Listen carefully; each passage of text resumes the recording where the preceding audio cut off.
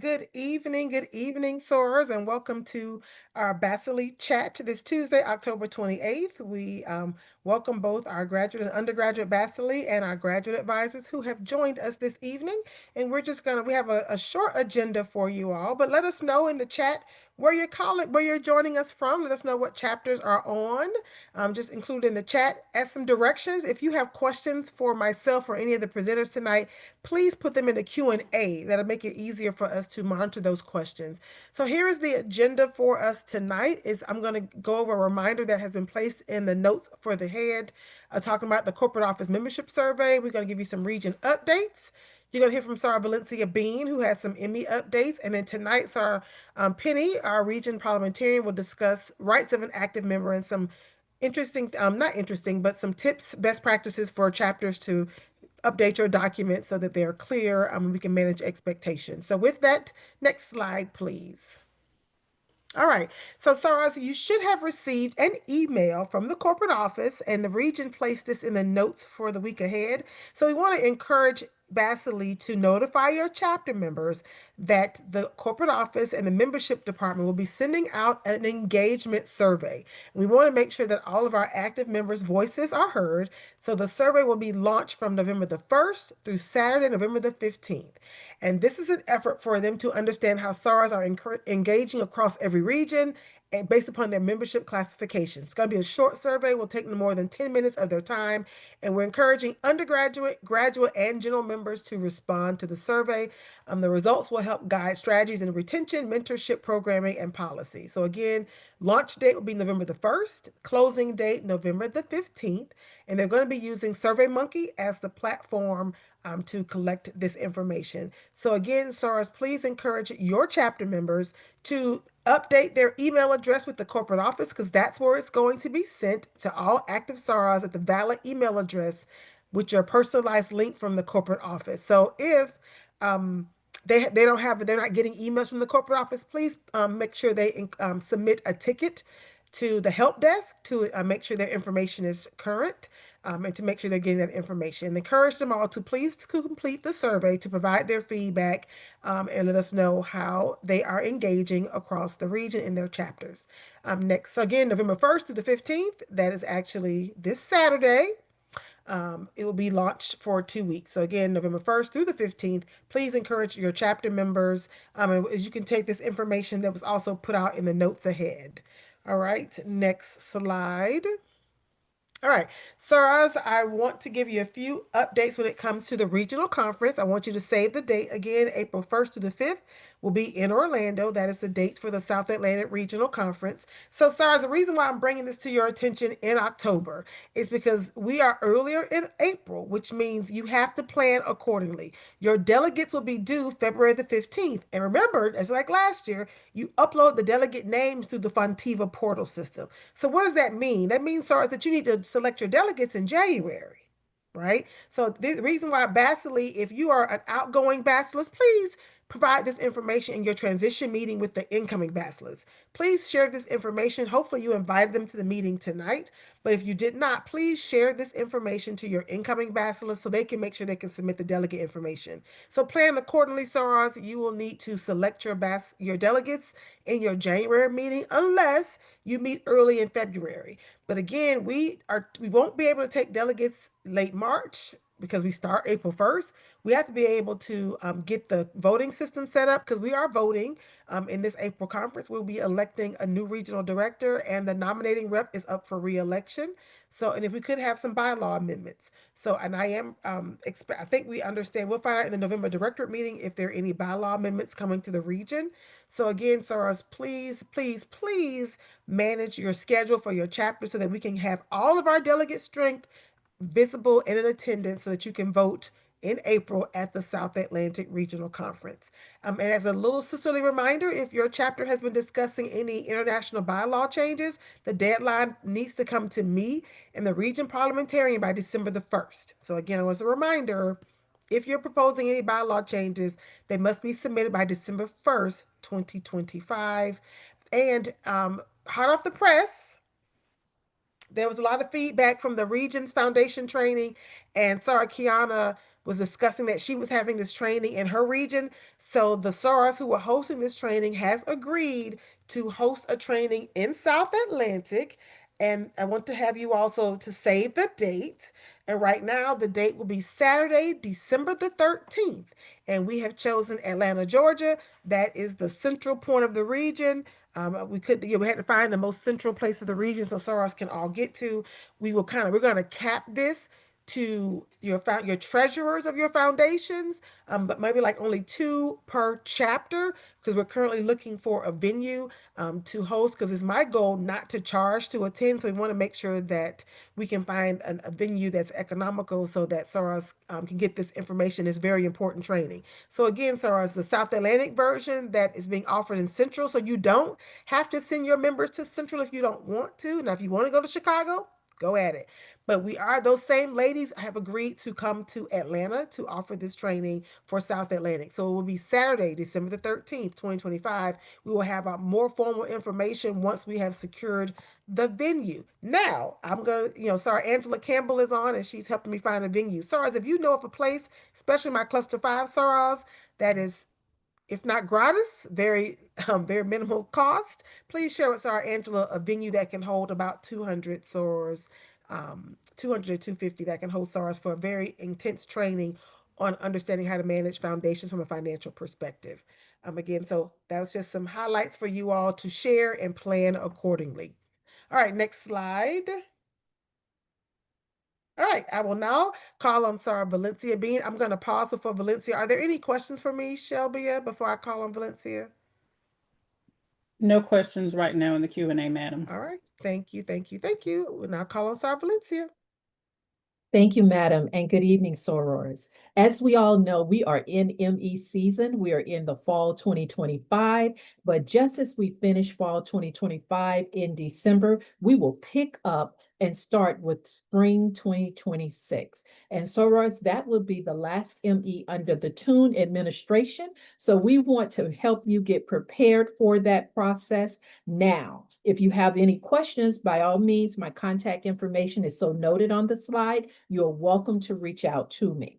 So, Rose, during the month of December, if you are anticipating both graduate and undergraduate chapters of hosting a spring 2026 ME, you must attend the appropriate webinar.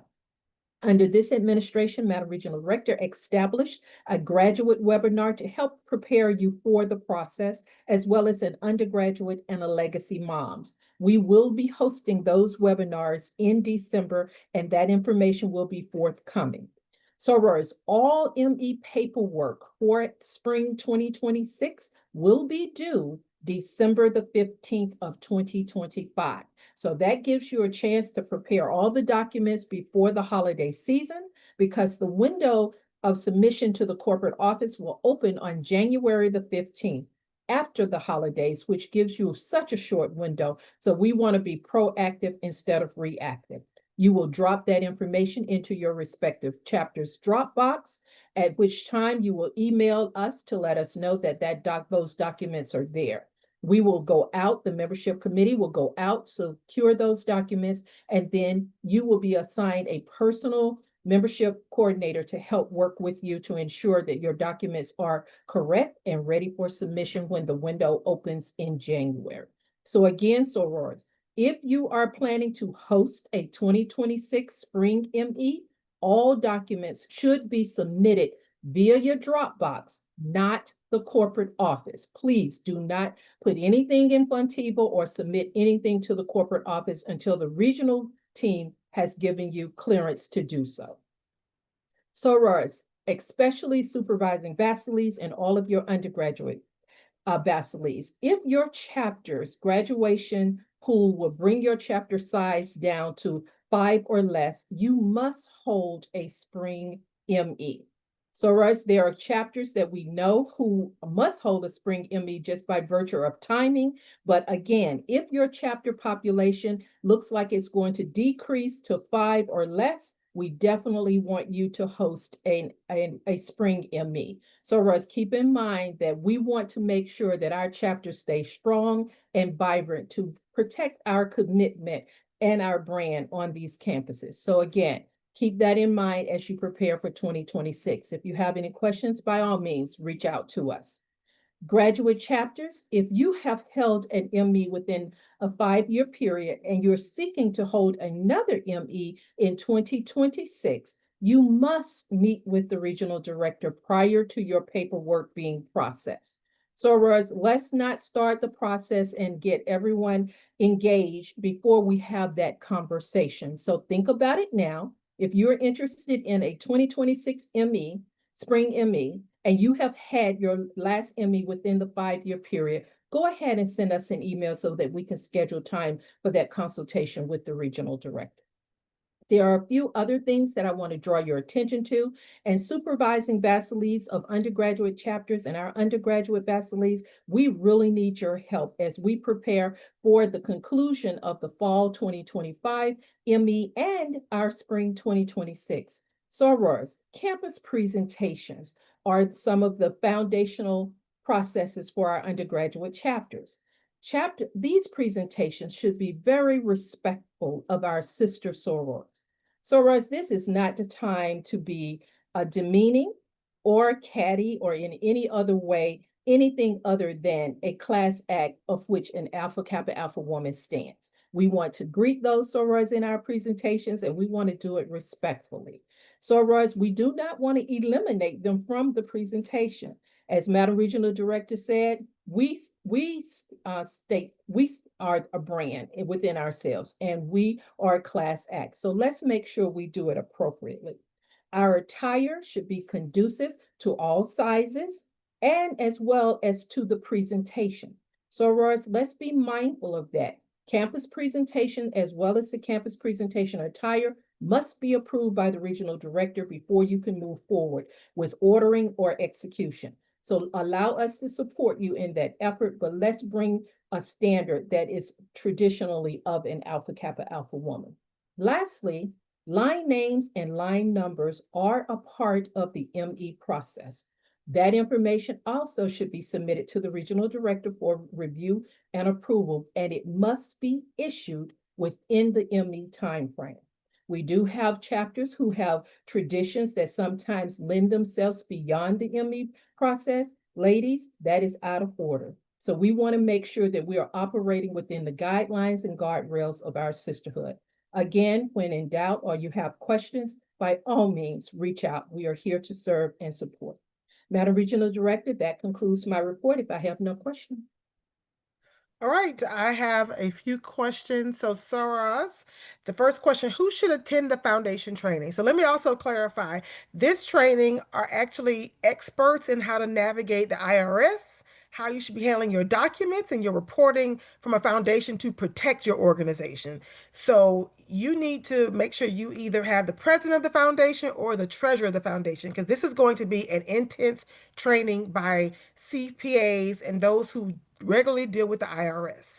So they will go more into how to make sure you're properly handling your paperwork, how you properly working with that chapter function and in your collaboration pieces. I just want to make sure, and this was discussed at the last foundation webinar that Sarah Kiana talked about. So you really should have the foundation president and the treasurer should be in attendance at this training. Hope that helps.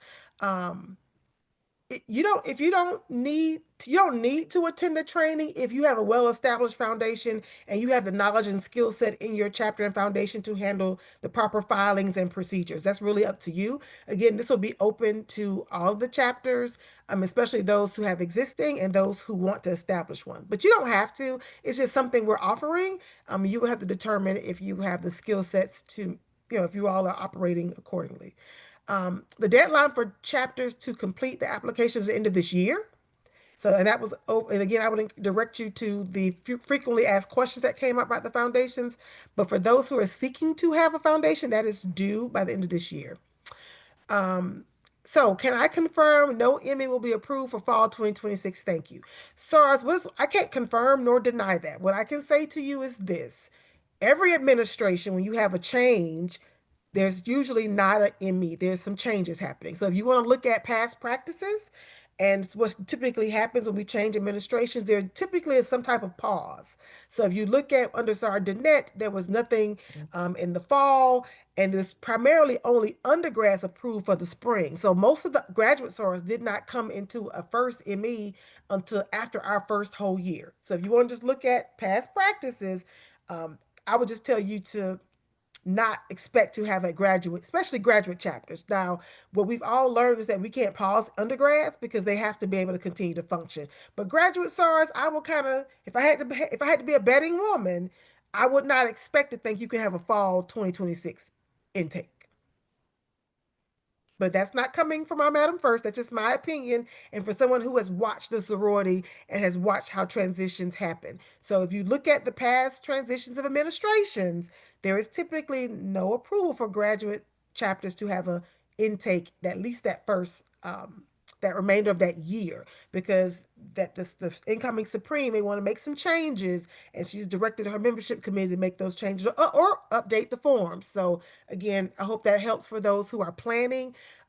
So if you think you want to do a fall, you may want to try to do the spring, because I just will tell you to plan accordingly.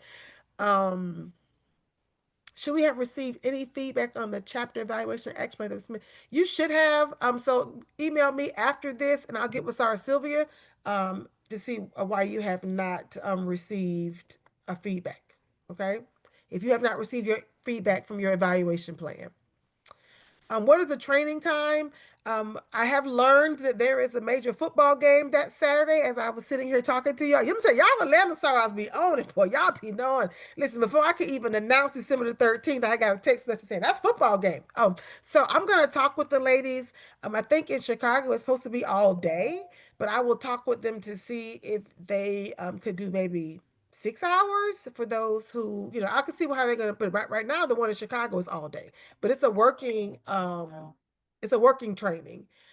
When is the next ME training going to be held and where? I don't have that information, Sora. If I had to again base it on past practices, it's usually will probably be held in January. Again, we haven't gone to director meeting yet. That's in a week or so. So I probably will get that information. But usually I would plan for January for an ME class. And I don't know where. So what they try to look at is where has it not been held?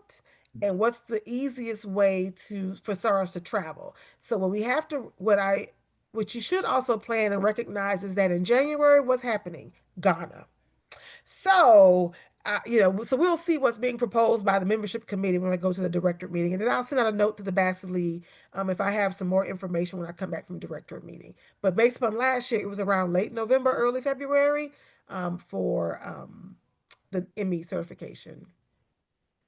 The foundation application was in the book, the foundation guideline book that you can purchase on the corporate office. That is where all the paperwork is. And if it should be online, if it's not online, email the corporate office. But it's the new foundation guidelines that just came out spring, summer of this year. Is the 5-year requirement from the beginning or the end? So the last ME was included June 5th of 2025. So let's see. You might be cutting it right there, so you'll be fine to not have to come to me. You're right at 5 years. Yes, so you are allowed to attend the Chicago Foundation. I was just offering this as an option for those who may not have the means to get to Chicago. So I don't have the date. I'll have to sorry, Kiana was supposed to send out an email to share with the region. So I will follow up with her and we will send this out to the Basilei. But again, we was just trying to offer a region training in case those chapters cannot get to Chicago. We recognize it's the end of the year. So chapters may not have budgetary means to get to Chicago or send someone to Chicago. So they were gracious, her presenters were gracious to offer the same training in South Atlantic. So I will find out the dates for Chicago and send those out to the Basilei. All right. No more questions, no open questions. All right. So with that, Sar Valencia, you are free. Next slide. All right. Now, Saras, I'm going to call on our region parliamentarian to talk about rights of an active member. And I have been talking with Sarah Penny to really talk to our leaders about some of the things we've seen throughout this administration in those areas where we've seen the most sorority hurt. And her session now is going to drive in how you could better draft your documents to prevent some of the conflict that we've been seeing. So, Sarah Penny, you now have the floor. Thank you so much, Madam Regional Director, and good evening, Saras. Next slide, please. So right off the bat, when you think of rights of an active member, what do you think of? Your right to sponsor a candidate for membership, your right to run for office, and your right to vote. And when we think about that, where does all of this come from? Next slide, please. This comes from our documents, right? And specifically, when you think of the right to vote, the right to sponsor a candidate, and the right to hold an office, you also have to think about members' rights. And when you think about members' rights and how members' rights are being taken away or affected, you have to review our governing documents. And our governing documents address withdrawal of privileges, which can be imposed, shall be imposed by the regional director if it applies to the right to vote in chapter meetings, holding an office, and participating or representing the sorority. And our governing documents state the length of time, which can be up to 12 months, that the regional director can do a withdrawal of privileges. So those three are limited to the regional director. However, a chapter can impose infractions. Any infractions that are not covered in Article 6, Section 4 of the Constitution and bylaws must be voted by a 2/3 vote of the membership at a meeting for which notice was given. So you can't just have a meeting and Sarah Ivy's rights are being taken away and there's a vote. There has to be a notice to the chapter and of course to the member that there is going to be some type of an infraction. And that's for anything, again, that is not listed in Section 4. So you definitely should have a section in your bylaws that address how is the chapter going to deal with those infractions? What is the process going to be? Next slide, please. So when you think about all that, you have to look at your governing documents. And your governing documents, of course, are the Constitution and bylaws, the Manual of Standard Procedure, and remember the hierarchy. We have to make sure that we go in order. The chapter bylaws must align and not conflict with the sorority's constitution and bylaws. And the chapter bylaws are the governing rules of the chapter. And then a lot of chapters have policies and procedures, standing rules, or manuals, which are all related to the details of the bylaws. So all of these documents come together so that we can address the rights of our members. Next slide, please. So here are some do's and don'ts, and the do's and don'ts that I'm going to cover tonight are common thread or common questions that Madam Regional Director and myself have received. So I will start with this. For sponsorship eligibility, the chapter bylaws cannot modify those requirements. Those requirements are as is, as outlined in the membership experience manual. You cannot change them. You cannot increase the number of meetings that a SAR needs to attend. You cannot change anything. It is as is. That's why your bylaws should only state that the requirements for membership experience are those that are outlined in the most updated version of the membership manual. And this language is also in the Manual of Standard Procedure. Qualification. Sorry, Penny, I'm going to jump Yes. in right here. Sure. But where we find the biggest conflict around this particular issue is really our graduate chapters, because graduate chapters, it's imperative that you have accurate documentation to declare whether a SAR is or is not eligible to sponsor. And this is where conflict happens, because there's not time for SARs to appeal your decision. They find out where it's too late for them to even give a decision, and the list has to go to me or to the corporate office. So again, you should build in some type of process to give SARs a time to respond if you've determined that they're not eligible, because this is one area that causes issues with chapters, because you've declared that Sarah Penny is not eligible because she missed the October meeting and she was there, but the sign-up sheet was pulled 30 minutes after the meeting started and she wasn't able to sign in. Or you had a virtual meeting because it was a hurricane and you didn't capture attendance. It's on the responsibility of the chapter to keep accurate records before you can declare someone is or is not eligible. So again, based upon what Sarah Penny has said, it then is your responsibility to have accurate records for those sorors. Whether they attended these conferences or whatever the requirements are, you are to keep accurate records before you declare someone is or is not eligible to sponsor. And so we don't see the problem until you're in the middle of the ME process. Then it's all this conflict. Then you want to email me for me to kind of respond and make a decision when you should have done the work in advance to clear up and make sure your records are accurate for SORAs to be fair, and then they can have an opportunity to appeal that decision to the membership committee. So I just want to share that, Sarah Penny, that though you can't modify the requirements, but what causes problems for chapters is you don't have accurate record keeping. And SARs are going to challenge you if you do not have accurate record keeping. All right, Sarah Penny. Thank you. So next, for qualifications for officers, it must be stated in the chapter bylaws. And oftentimes I receive emails where someone will ask, well, I don't meet the following qualifications, and then you give me a reason or you have an excuse. It doesn't matter. You have to meet the stated qualifications in the chapter bylaws for the officer roles. If you do not meet those qualifications, then you are not eligible for office. Graduate advisor. For that office, eligibility is outlined in the Constitution and bylaws, as well as the Manual of Standard Procedure. This is another one. When you fill out that application for graduate advisor, it is very clear as to all of the requirements.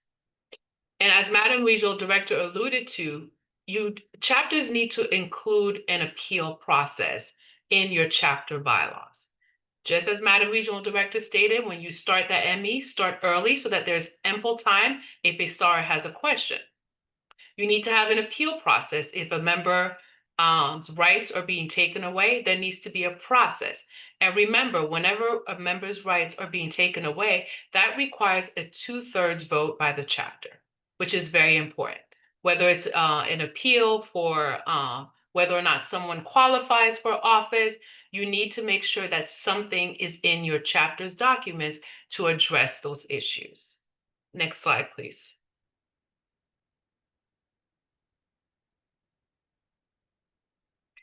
Also, if your chapter has a proposed schedule in your bylaws, and what I mean by that is chapters must submit any proposed bylaws by the June meeting. The chapter will present, the bylaws in September, and then the chapter will vote in October. You must follow that process that's in your bylaws. It's not a requirement, but you must follow it. Again, you can't say, well, we missed this month, we forgot, because when you email me or you email Madam Regional Director, the recommendation is going to be that you must follow what is outlined in your chapter bylaws. In addition to the proposed amendments, the Bylaws Committee nor the Executive Committee do not decide which proposed amendments are presented to the chapter. Now, the Bylaws Committee may have a recommendation as to whether or not they recommend for this to be adopted or not adopted, but the Bylaws Committee does not get to choose nor select which proposed amendments will go before the chapter. One thing that the Bylaws Committee must do is check to make sure that any proposed amendments are not in conflict with the sorority's documents. If they are in direct conflict, they must go back to the SAR who submitted that proposed amendment and have a conversation with her and point out to her why this is in conflict. Proposed amendments must be signed. You want to make sure that the proposed amendment is being submitted by an active SAR, and if there are any questions as to that proposed amendment, the Bylaws Committee needs to be able to contact her. And your bylaws, when you send them into the region, if you have any proposed amendments, they are not approved until you receive the form with Madam Regional Director's signature and the date. That's when your bylaws are officially approved. Next slide. Moving on to chapter elections, and which goes hand in hand with your right to hold an office, with your right to vote. Nominating committee. The nominating committee shall be elected. The entire committee cannot be appointed. It shall be elected. The only person that can be appointed, if it's stated in your chapter bylaws, is the chairman. The chairman can be appointed from the group of SARs that was elected, or is the SAR with the highest number of votes. As a reminder, the Basilei is an ex officio member of that committee. However, that does not mean that when you go to the executive committee, you say, well, I'm not going to give the report on behalf of the nominating committee because the Basilei is here. That's not what that means.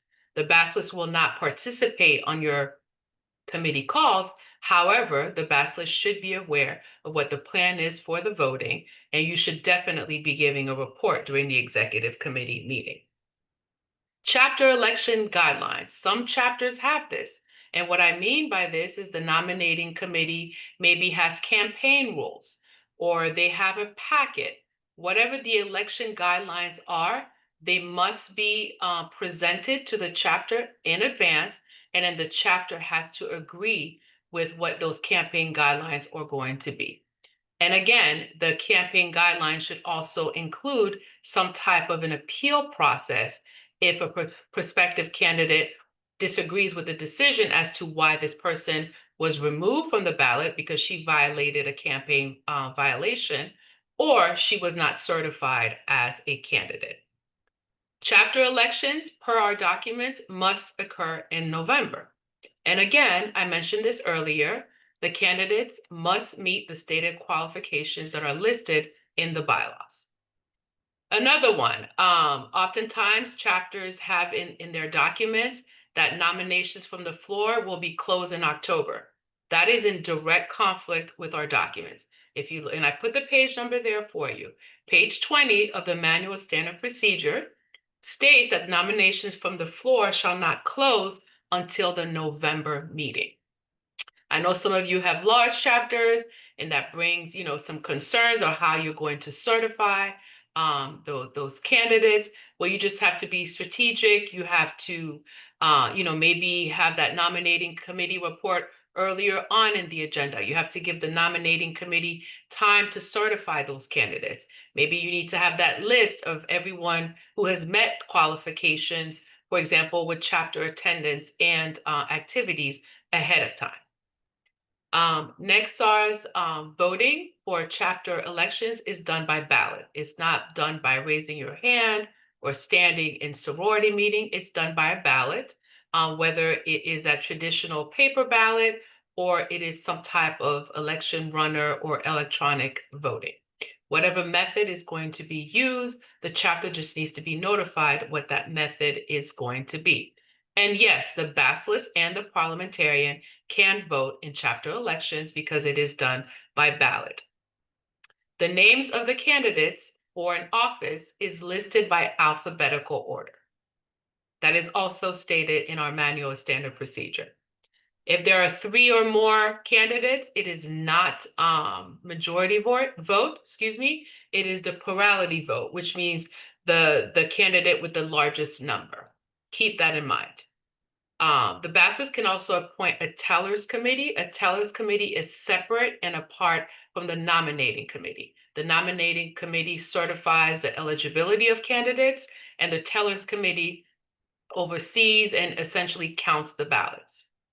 Next slide, please.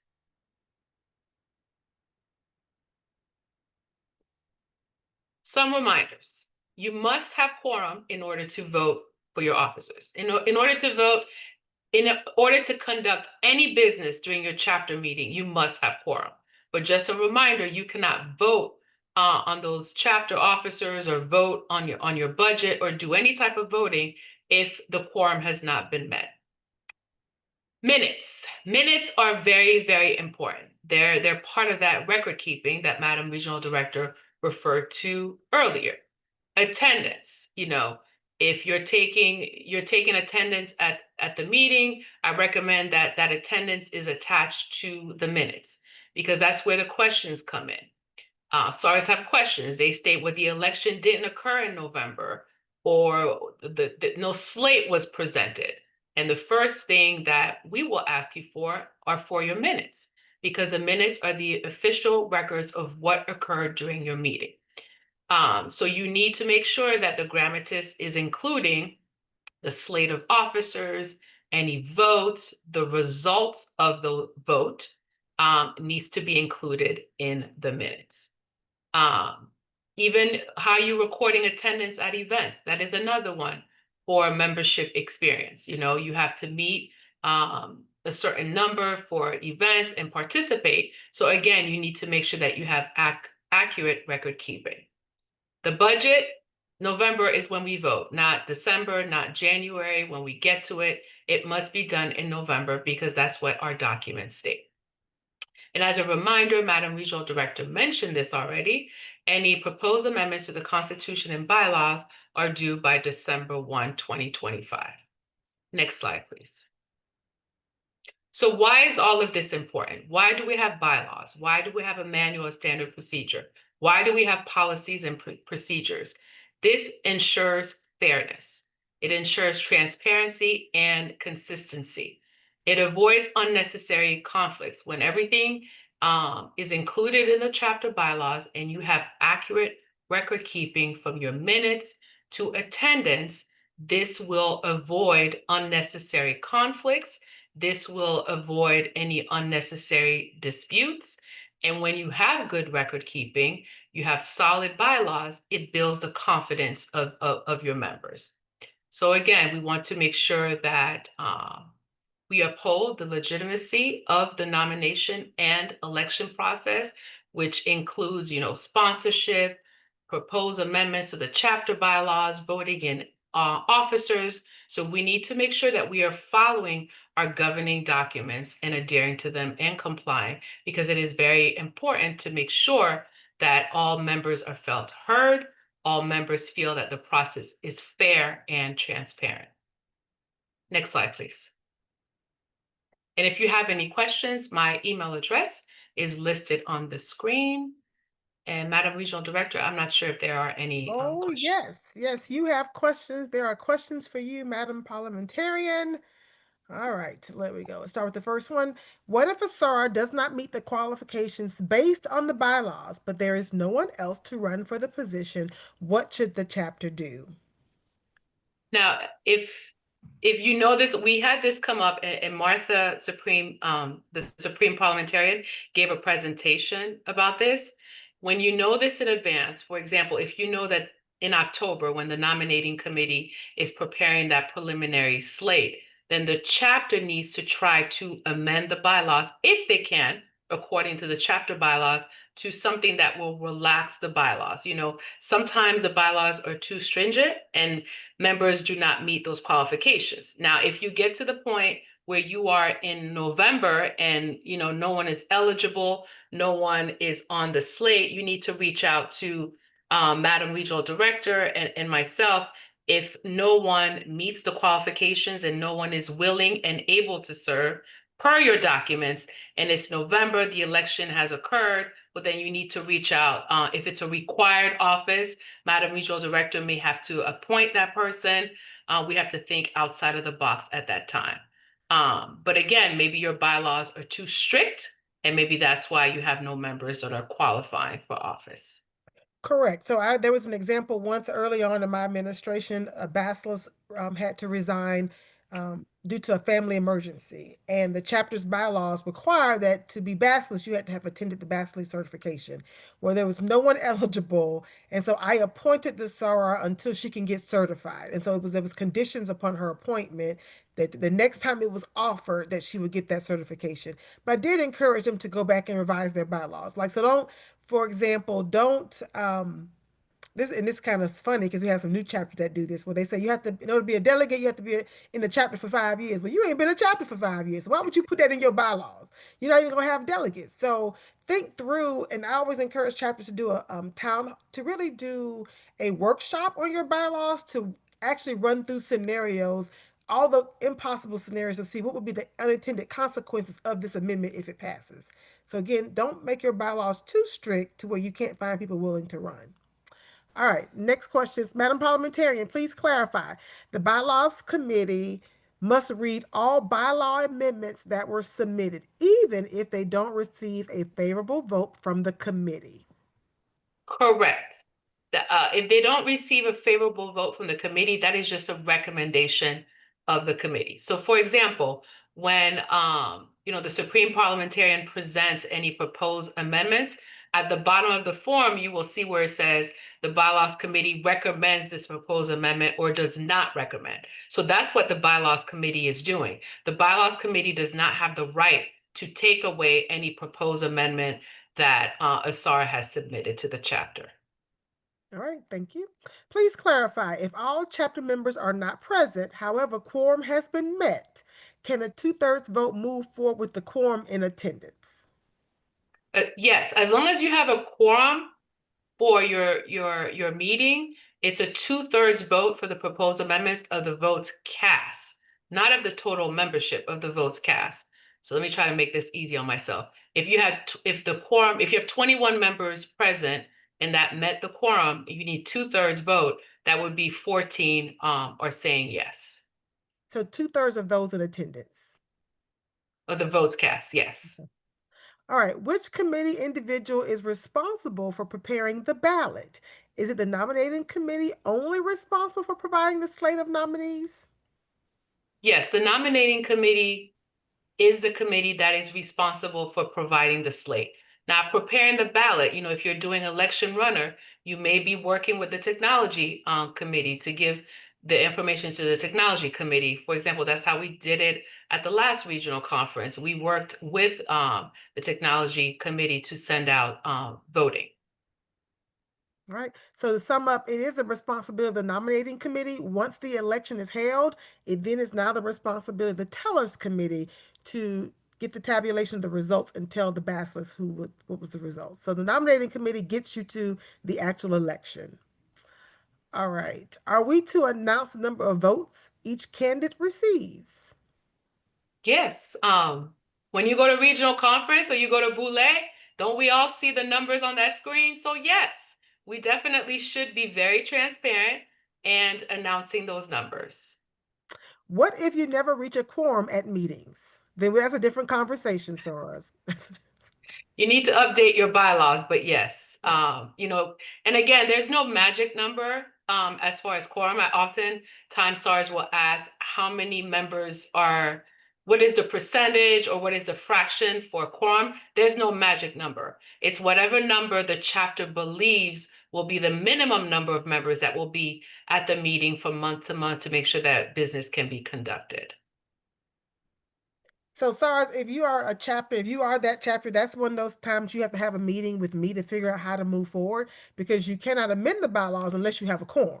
So we have to think of creative ways, whether we let you have a virtual meeting to try to get as much participation as possible to do that. So if that is your chapter, please reach out to myself and your cluster coordinator and get a meeting scheduled. Is there a role for tellers in electronic voting? Yes, so the tellers committee would, if the BASIS appoints a tellers committee, the tellers committee would receive those results from technology and then share them with the BASIS. The BASIS should know those results, and then the tellers committee can announce the results once the BASIS tells her to do so. All right, next question. Your presentation indicated that vote must be by plurality of vote if there are 3 or more candidates. However, our bylaws state majority vote. Is that a violation of our MOSP or Robert's Rules of Order? Yes, because the manual of standard procedure specifically states that if there are 3 or more candidates, it is a plurality vote. You only use majority if it's 2 people. So essentially, it's the one with the highest number of votes who wins. Right. The election slate was closed at our October meeting. Should I open the slate in the November meeting based on the information shared tonight? Yes, because the manual of standard procedure, page 20, states that the floor must remain open until the November meeting. When you have changes to your chapter bylaws that have been voted on by the chapter, who and where do you submit the changes to? The bylaws committee, the parliamentarian and the bylaws committee. No, they've made those changes. So it now comes to Oh. SAR Penny. Just wait. Oh, I'm sorry.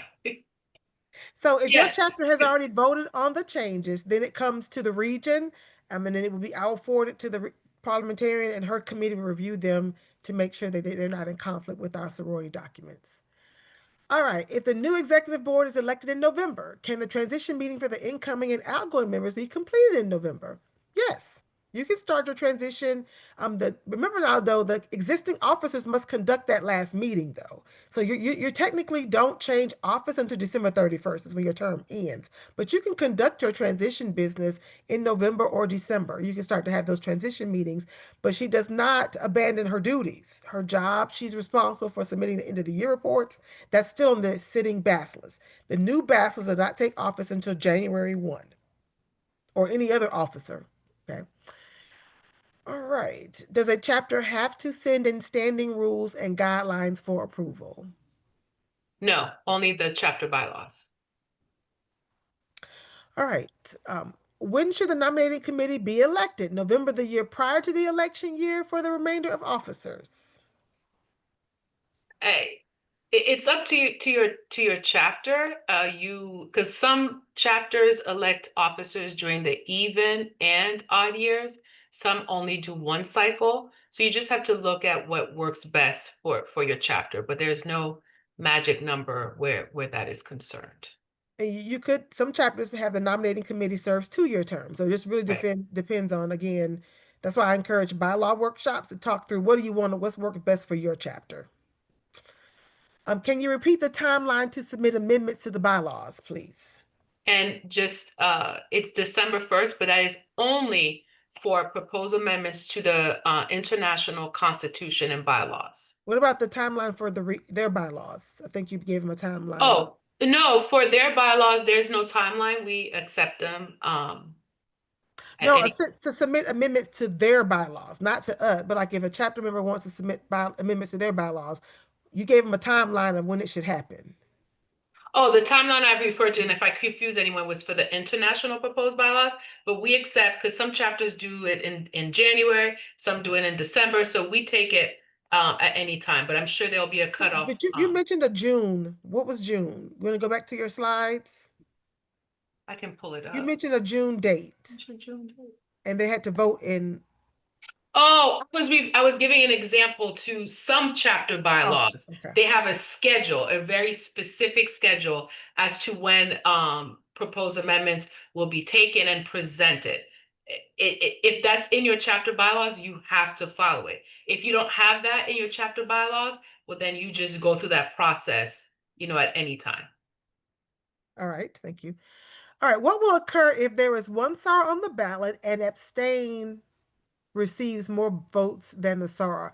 So I can take this, Penny. If you only have Okay. one SAR on the ballot, technically the presiding officer can declare that person elected unopposed. So you don't even have to have them vote. So that's where the presiding officer should entertain a motion to accept those who are unopposed. You shouldn't even let them be able to vote when it's only one person on the ballot. Okay. All right. Through what means do you send MRD 2 copies of the chapter bylaws? That goes through the Dropbox, Sarah. So if you are a new bachelor's or a retiring bachelor's, you have a chapter Dropbox. That is where you upload your bylaws to. It's through your Dropbox folder under your chapter.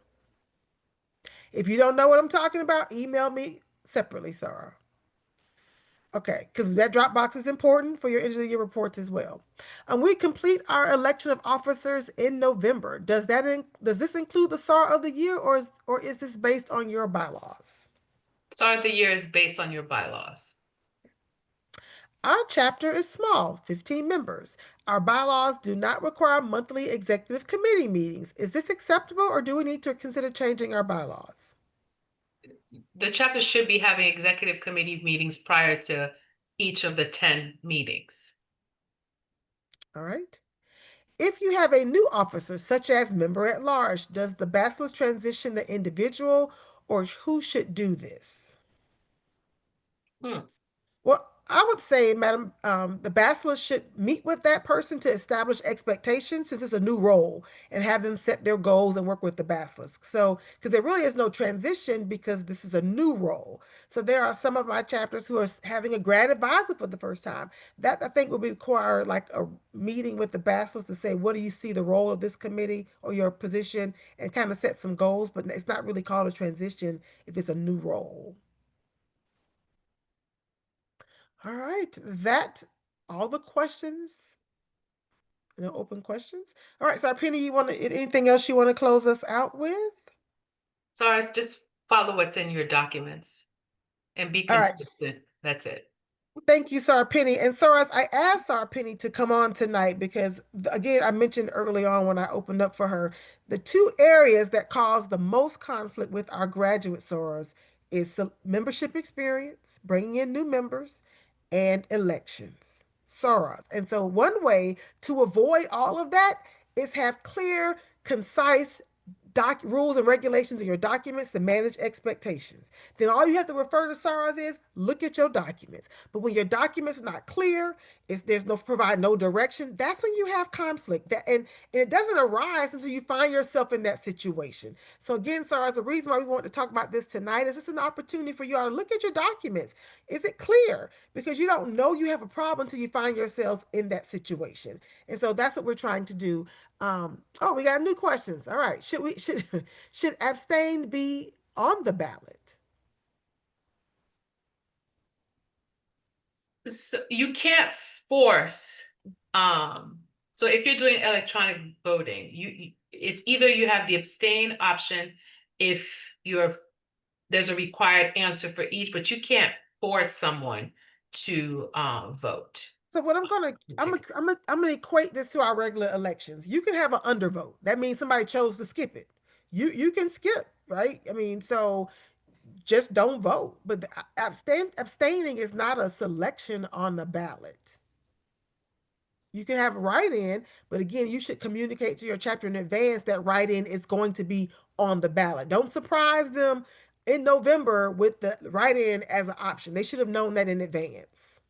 So notice is key. Notice is key. Madam Regional Director, Madam Parliamentarian, what do you recommend an incoming bachelor's do if a chapter incoming bachelor's follow recommendations from chapter bachelor certification and leadership to start planning and the current bachelor's is hindering the transition and planning? I would say first have a courageous conversation. Sorors, outgoing and incoming. We should all be moving in a way to make sure that our chapters are healthy. And we do that by properly transitioning. So, as your regional director is already preparing transition for the next regional director, and it's just October 2025. You know why? I care enough about South Atlantic to put things in place so that whoever you all elect, we already can get them ready to get started so they're not behind the eight ball when they get installed in July. You should care enough about your chapter to not be a stumbling block to the incoming bachelors. You should be a stepping stone to make sure that they are successful. So I'm going to say have a crucial conversation about helping that person identify what they want to, be helpful. Don't be a hindrance, Saras, because your time has come to an end. Obviously, there's term limits for a reason.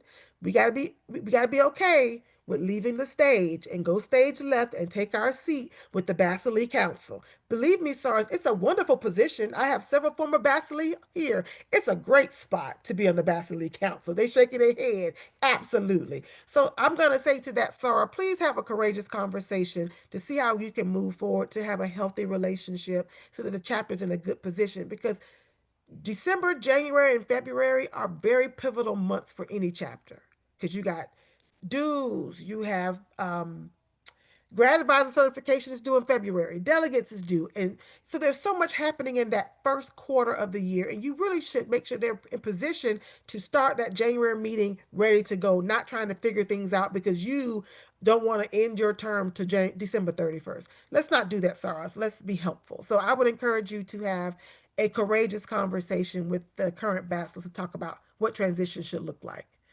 All right. And we actually I don't have my leadership team on, but there's a workshop coming up about just that transitioning and preparing for the officer transition. So if an officer resigns before the end of the calendar year, before the election, and there's a year left in their term, can they finish their duties until the end of the year and then transition for the new officer if they choose to? Or do they have to completely stop working in their position, leaving the position open with no one completing the work for months? So, as if somebody resigns, then the bachelor should appoint to complete the remainder of that person's term. So if they provide you a resignation that says, as of November 1st, I'm resigning as Tamiokas, the bachelors should then appoint a Tamiokas until the next regularly scheduled election or whatever your bylaws say. So you want to start with your bylaws. If your bylaws speaks to if someone resigns, then you follow your bylaws. If you don't, typically the bachelors will appoint a replacement until there's a next election. So Penny, you want to add anything? No, that's all. Some chapter bylaws do a special election, but most, if it's silent, you just do an appointment. Yep. So again, go back to your documents. If my chapter has an update to our chapter bylaws of updating the GPA requirements, and if it's approved by you, does this now go into effect for the chapter and new members moving forward in January? So so this person is anonymous. So I'm going to assume this is an undergraduate. Okay. So undergraduate chapter Basilei, you cannot amend your documents to go against the sorority bylaws for GPA. You do not have the authority to do that. So what will typically happen? It will be sent to me. So our Penny's going to review it and deny your bylaws because it cannot be in conflict with the sorority bylaws. So only the university can provide a different GPA, but not an individual chapter. So. All right, MRD, can you please put this in writing about transitioning? I absolutely will. So Penny and I will work on the transitioning language and send this out to the Basilei. May we receive a recording of this webinar? Yes, it will be sent out afterwards. If a SAR is on the ballot in two places, which one is she running which one she is running unopposed? Do we ask her to remove herself from the other position where there are other candidates? No, actually, that's the decision for the candidate. The SAR needs to, so when you had nominations from the floor, she should have decided then because you can't run for two offices. You can't be a dual office holder. So you need to ask her which one do you want, but you can't be both. That's like someone running for Basilei and Tamiokas. That's impossible. So Sarah, she has to decide. It was mentioned earlier that it is the responsibility of the chapter to keep accurate documentation. Oh, that disappeared. Oh, wait, no. Oh. It is mentioned earlier that it is the responsibility of the chapter to keep accurate documentation for SARs. While registration was open for joint cluster meeting, I was able to see the registered SARs on Funtiva. Since the registration closed, I have been unable to find that list again. So Sarah, I would then encourage you to email our technology team. Sarah Shelby will put her registration in the email. Only the Basilei can receive who was registered. So if you're the current Basilist, you can email Sarah Shelby, our registration chairman, and she will compare and make sure you are the Basilist and tell you who was registered for the cluster meeting. All right. To make sure I understand correctly, if there is only one name on the ballot for any position, the chapter does not need to vote, and the Basilist can declare the person elected. Yes. All right. Do y'all remember it when I was reelected? Madam Supreme came up and said I was elected unopposed. They closed from the floor. Congratulations, Sarah Tiffany. Okay. All right. Would the manual standard procedures language regarding nominations from the floor in November be applicable to the chapter's foundation? No. So chapter's foundation should follow the foundation guidelines. Please follow the newly produced and published 2025 foundation guidelines. It's a green book. Who makes the motion to reopen the floor for candidates if it has been closed at the previous meeting? Sarah Penny? So this is, you can email me. There's specific language in the manual, I'm sorry, in Robert's rules, where essentially you're readdressing something that was previously voted on. But this one also needs an explanation. I think SARs need to be clear as to why this motion is being made, that it's on page 20 of the manual standard procedure. But if you email me, I will give you the language. But essentially, you want to give notice to the chapter when you send out your meeting notice. You want to make sure that the chapter is aware that nominations from the floor, there's going to be a motion, is going to be reopened. And I would include in that notice to the chapter the language from page 20. So just send me an email and I will assist with that language. All right, good evening. How should we handle a written request from a soror who wants to withdraw her membership from the sorority for religious reasons? Sorors, this was actually recently announced at Basilei. They are to provide that written announcement to the corporate office to the attention of Jacqueline Young, our executive director, and from there she will receive communication from the corporate office on her next steps. So again, you can direct her to send that in writing to the corporate office to our executive director, Jacqueline Young. Does the requirement for chapter meetings to meet 10 months a year, not in July and August, apply to undergraduate chapters if they are out of school in November and May? Should their bylaws state the latter? Correct. So, Saras, we recognize that undergraduates do not meet 10 months, but some chapters they will have them twice a month. Recognize that they won't be there in December or July, in December, November, or May. Regarding dual roles, our Hardigas is also membership chairman. Does she need to relinquish one of those roles? Now that's different. Membership chairman is not an elected position. That's an appointed position. So you can be an officer and still be an appointed role. So again, that really depends on, you and whether you think that person can do both roles. But membership chairman in most chapters is not elected. It is an appointed role. So you could do both. All right, Cyrus, thank you all for your great questions. I wanted to only keep you all for an hour, so we went over slightly 3 minutes. But again, thank you all so much for joining us tonight. Hopefully you found this information helpful. We will wish you all, for some of you, I will see you this weekend at Cluster 5. And thank you all so much for all of your hard work and how you lead your chapters. We will send this out in an email communication, and we have our action items that we took away tonight, so you will get a communication to you all with a recap of what we told you we would provide for you all. So with that, SARS, have a great rest of your evening, and we are officially adjourned.